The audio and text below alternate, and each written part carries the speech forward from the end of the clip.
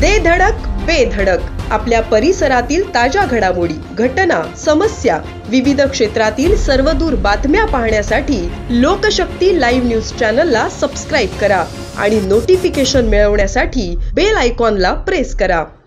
सिंधुदुर्गमधील कुडाळ येथून new year सेलिब्रेशनसाठी Sawantwadi येथून पहाटे परतत असताना मारुती सुझुकी गाडीची आंब्याच्या झाडाला जबरदस्त धडक बसून झालेल्या अपघातात एका युवतीचा मृत्यू झाला। ऐश्वर्या महेश कौठणकर, वय वर्ष 21, राहणार कुडाळ असं तिचं नाव आहे। तर तिच्यासोबतचे 2 युवक गंभीर जखमी झालेत। ऐश्वर्या आणि तिचे 2 मित्र सिद्धांत बांदेकर आणि साहिल तेंडुलकर असे 3 जण कारमधून न्यू इयर सेलिब्रेशनला गेले होते। परतत असताना कोलगाव येथे पहाटे 5च्या सुमारास हा भीषण अपघात झाला।